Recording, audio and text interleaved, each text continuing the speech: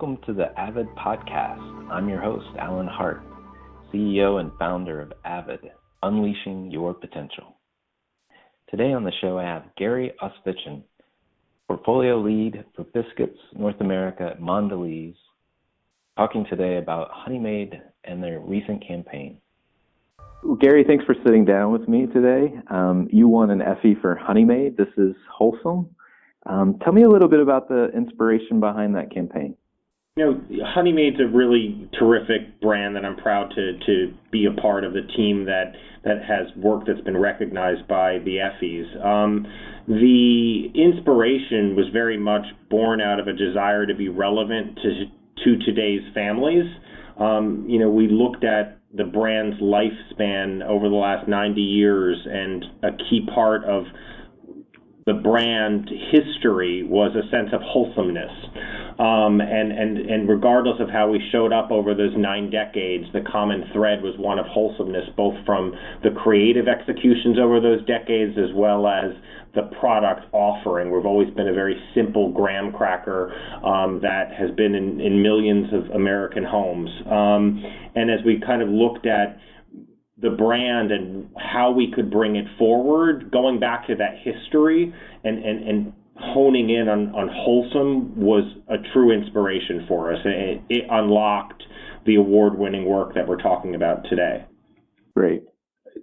So understanding that core is very important. Were there any other decisions that you had to make, pivotal decisions that you had to make to bring that campaign to life? You know, we had to very much understand our consumer of today and who we were going to be speaking to. We had to think about the changes in the product that we've made in recent years and what we wanted to talk about from a product standpoint. And we had to think about how we were going to reinvent the brand and what it meant to our target consumers. So there were a lot of decisions. You had to really think about it, and then we had to think about it in context of culture today and what was going on. And I'd say, partnering with Droga 5, who is our agency on this business, we have a tremendous partnership with them. And together we very much came, to decisions that showed up in a wonderful way in the creative that we put into the world. I'd say those key decisions were, choosing to focus in on, parents of kids, 2 to 12, who lead a very active lifestyle and are part of the multicultural fabric of America today. That meant choosing to, potentially, leave behind, if you will, some consumers who are our core. Those are always difficult decisions, but we were reinventing the brand for the consumer of today and of tomorrow. As a 90-year-old brand, it's very important, I feel, to think about what the next 10 years are going to look like for the brand, and that was the journey we are on. So I'd say that was probably one of the critical decisions. As part of that, from a product standpoint, too, we focused in so much over the years on just our s'mores occasion or on some basic recipe usage, and we get a lot of usage from that. But we were moving forward in terms of launching products like Honey Maid Gramfuls, bringing the Teddy Grahams portfolio under Honey Maid, and showing up in a new way from a product standpoint to parents as well. So changing the consumer target as well as recognizing that we were going to bring forward a product portfolio that was different than before were big decisions. What were I know those were difficult decisions. Were there any aspects that, made them more difficult? You talk to a lot of marketers. Sometimes it's, getting the organization behind the idea. Sometimes it might be investment questions. How much are we going to put behind this? Absolutely. I'd say that, as you see in the creative, I mean, we touched upon very relevant conversations in culture today as we celebrated Wholesome Family Connections with Honey Maid. As part of, getting that into the world, we had decisions that were ones that required conversation internally. And we want to put the brand out in a way that is meaningful and resonates with consumers. So we had to decide, on the breadth of families we were including, and I think we did a terrific job in representing a breadth of the diversity that exists in America. We're for all families and celebrate wholesome family connections of all families. But that meant putting forth a gay family along with a biracial family, a Hispanic single dad, a lot of touchy subjects in many ways. We weren't putting forth the sort of persona of, what a family historically has looked like. We were putting forth a real American family of today and the picture of it. And we set out with 5 real families. These weren't actors. These are real American families, and we put them out all at once during launch over a year ago now. But those were, tough decisions for a brand. I'm not going to present myself as saying that they weren't. I'd say organizationally, we as a company, Mondelez International, very much represents within our brands and wants to represent our brands to the consumers of today. And Honey Maid took a big leap forward doing that. Great. Is there any advice you'd give to other marketers kind of faced with the similar types of scenario? It may not be exactly like yours, but that would help resolve those organizational, churn or just not conflict, but just getting over the hurdle of making that decision, whether it's something that you would say you would do just organizationally, something, tools or research that you think was important in fueling the decision, or is it just making a leap of faith? I'd say honestly, my advice is, and I've told this to many people, is if a graham cracker can represent what America looks like today, I think other brands can. I'm thrilled to have championed the Honey Maid's This Is Wholesome campaign and gained the organizational alignment behind the idea. It takes a leader and a strong team around you and preparation to make something like that successful when it comes with risk. And you have to be prepared, you have to be willing to champion the idea and engage the right partners at the right time internally to ensure the integrity of the idea shows up. And you've got to be willing to do that. I think it was a bold move on the part of us to do this with an iconic American brand. Honey Maid's been in households for 90 years. But we knew it was the right thing to do, and I think it was collective judgment and joint effort internally and with the agency that got us to put it out into market. And the interesting thing as well, I think it always comes back to me when you're creating any idea, and certainly when you're putting a bold idea out into the world. Bold is a touchy word. Bold can mean not grounded in fact or grounded period sometimes, and creative for creative's sake. That's not what the Honey Maid story is. Honey Maid was bold and provocative in terms of what it put into the world, but it was rooted in 9 decades of wholesomeness. It was rooted in product truth in terms of being a product portfolio that has whole grains and no high fructose corn syrup. And it was rooted in wanting to truly represent the consumers whom we already have in our portfolio and those whom we'd like to introduce the Honey Maid brand to. Great point. So you've already mentioned this a little bit already. There's a team, obviously, behind this effort. How did that team come together, and what can you say about the collaboration of internal and external folks? I'd say my experience in working with agencies really came to bear in this particular campaign, because we were down a path where we wanted to speak to parents, and we'd been speaking to parents and kids for a couple of years, and we were trying to make the campaign that we were using for a couple of years work, and we just didn't like it. We didn't think it was good. You have the thoughts about get rid of your agency, throw out the strategy, rethink it all. And I think the trust and respect that we internally have with our agency, Droga5, and the joint desire to make a great brand again, led us to say, no, we're not doing any of that. What we're going to do is together take a deep, hard look at our strategy and understand if it's right, fix what's wrong, and regroup. And honestly, that led us to amazing work. The willingness to throw away work that we were working on and say it's not good enough was a big step. And we did that in context of true respect for each other and honest conversations, agency and client. There's a ton of nuggets to take away from that. That's a great thoughts, and especially going deep and almost the courage to be partners. Correct. And that's what we are. I mean, I think that we as a team, whether it's, all the folks you think about internally, as well as the agency whom touch anything that goes out in our world, you got to feel like you are a team and bond and build things together and respect each other and put the opinions out versus hold them in. And I think we as a team on Honey Maid collectively have done that. The other key piece I'd say from a decision standpoint was we very much were grounded in truths about the product, the brand, truths about culture, our consumers. And because we were so grounded, we used our judgment. And judgment and intuition was huge here. It wasn't about testing. I've said before, this campaign wasn't tested. We didn't do the traditional qualitative testing, and we certainly didn't do quantitative testing. And we focused in on a lot of smart people around the table and saying, what's the right thing to do? Great. So winning an Effie is about marketing effectiveness. So I'd love to get your definition for what marketing effectiveness is.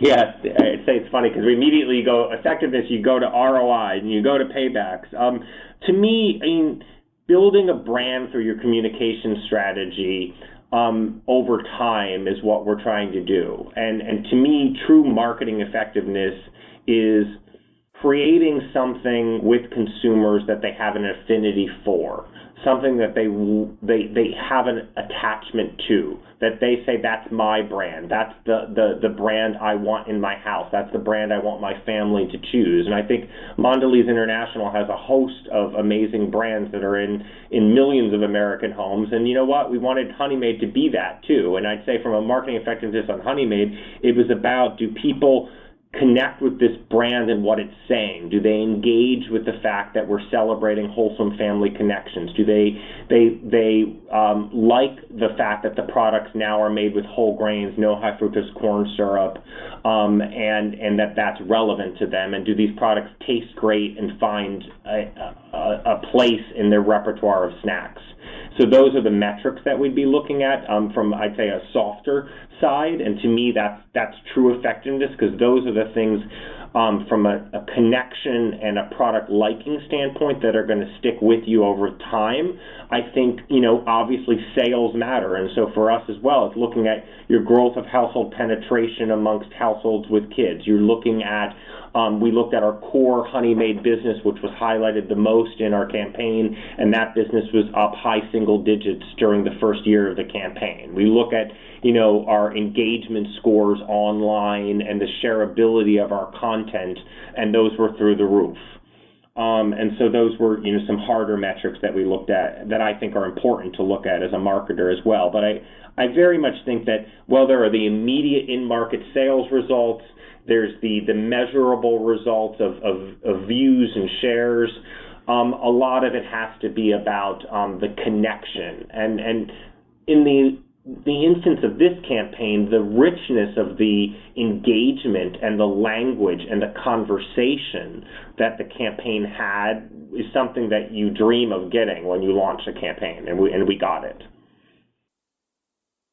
Great.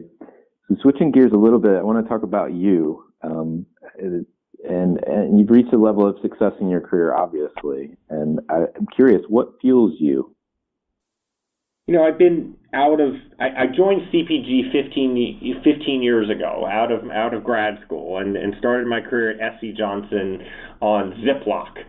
And I look back at my career on things like Ziploc and Pledge. I worked on People magazine. I've worked on Dentyne, on Stride, on Back to Nature, which is a brand we still own, Honey Maid, amazing brands, Belvita Breakfast, which is a new business that I run. For me, the thing that really charges me, and I look back over 15 years in marketing, is leaving a legacy. To me, it's very important that what I do during my tenure at any brand I touch leaves an impact and a legacy for the brand's future. and it's hugely energizing for me. I've had the privilege of working on many brand reinventions, but also on new products. So I look at brand reinventions I've done, like Dentyne, like a piece of the Glade brand, like Honey Maid, like Newton's, and then I look at some brand launches that I worked on, both actually only 6 months into launch. I didn't launch them, but 6 months in, took them over on Stride, and I took Stride Gum to its highest share in its history and really created an emotional connection with consumers. And working on Honey Maid and reinventing a 90-year-old brand's been amazing. So that legacy impact is truly what fuels me. Great. Well, that's a great list of brands already that you've had an impact on. I'm curious, what types of brands are you following outside maybe the walls of Mondelez? I'm not very traditional in following, I'd say, what's necessarily the biggest brands or the things that people think are terrific. I think there's a lot to be learned in other categories, actually, as a marketer. And so I'd say two categories that I follow out of an interest level for the type of creativity that they're putting into the world are Stella Artois and Valspar paints, actually. Stella has been amazing. I mean, I think back to post-college for me 20 years ago now, and it was a big deal to have a Heineken or Amstel Light like at your party. And Stella came onto the stage probably about just 5 years ago or so, and they've skyrocketed in terms of imports in the beer category, and they've not done it in a traditional way. Their focus on design and on heritage in that brand goes throughout every touch point to consumers. And they've really had fun with it. I mean, taking, it's not a glass, it's a chalice, then telling you why is the chalice important, because it's about how you experience the beer and how it touches your tongue and your palate and the back of your mouth. And it very much, is the way you would typically talk about wine, but they did it in beer. And they leveraged the heritage. They're launching the cider off of that platform of Stella now, and with great success, actually, launching cider into the U.S. market. And they're a top brand of import beer now. So I don't know. I just think their focus on something that was very category disruptive is intriguing to me. And another brand I mentioned was Valspar paints, and I think of that as well. I think about Sherwin-Williams, Benjamin Moore. Like, what is Valspar? Valspar was the private label paint brand for like Home Depot or Sears, I forget which one, and suddenly they've like come onto the stage in a huge way, and I think they're now the number 2 paint brand. And that's been as well in the last 5 years or so, moving from a private label brand to a national brand. And actually, I think there's Lowe's that they were the brand for. And recently, they launched a really intriguing campaign called Color for All. And you think about paint, and you think about, what do you use paint for? It's functional. I paint my house. I do this. They completely are disrupting the category with a new brand. The premise of Color for All is that color is something to be appreciated. It brings beauty into the world. And what would it be like if you were colorblind? And they introduced a series of stories that was focused on people with colorblindness and paired them with a maker of I think they're like $2,500 a pair of glasses that now exist that enable them to see color for the first time in its full beauty. And the stories are you'd want to cry as you watch the stories. But I look at them as well as, wow, that's super disruptive. It turns on the head what the sort of category norms are in the paint category and how you show up. And they're doing something high on emotion, but backing it up with beautiful colors and wonderful paint that Valspar offers. So to me, both of those brands are really intriguing for me. And probably the common thread is the disruptive nature that they've had within their categories. Those are great examples. Let's move to marketing trends and what you see and advice you might have for marketers. So the first question really is, what do you think is the most important marketing trend or the biggest opportunity today for marketers? The biggest opportunity, and it's a combination of reality in terms of how we communicate with each other and our access to data and mobile devices, online, everything now, and we're all on 24/7, it seems. But with that comes data, and everybody talks big data, big data, big data. Yeah, big data is important. Big data is only important if you actually know what to do with it. And I think it's super important for marketers to retool themselves and think about segmentation, particularly within the CPG industry. Segmentation in CPG has always been about identifying your core consumer that you're going to go after. And I think segmentation in the digital world is quite different, because yes, it's about a core consumer, but we have knowledge like we've never had before in terms of the behavior, what they buy, adjacent categories, time of day, moments, where our brands could fit in, where we don't fit in, where we should fit in. And you think about all that data, that requires segmentation in a much deeper way, and then a knowledge base to actually execute against it, which requires content creation. So to me, it's not about data from a standpoint of measurement or just targeting. It's about truly actually rethinking how we can use that data to reach more people in a better way, but then that brings with it the opportunity to create more specific content for more groups of people than you've ever done before. Now, that comes with a host of issues and problems that I know I'm working through as a marketer, and I think everybody is, but it's an exciting time to be a marketer. I think people have to embrace it and want to be part of what's truly a transformational time in marketing, because so much of how we market in terms of one-to-many, which everybody always said one-to-one was coming, and we're there. We're really there. Our business models are all built off of one-to-many. Agencies' models are built off of one-to-many. And the one-to-one opportunity is real and here, and we need to figure it out. It's a huge challenge. What would you predict for the future? If you looked in your crystal ball, where do you think marketing is going? I mean, I think that what's always going to stay the same is the what. Like, what do you do as a marketer? You create relevant content that presents your brand to consumers and your product line to consumers who should be or have a reason to use your brand or product. Like, the core fundamentals of what marketing is are always going to be the same, but in the future, and I think the future's now. I mean, I think that the channels and how we reach consumers, when we can reach them, it's all completely changed.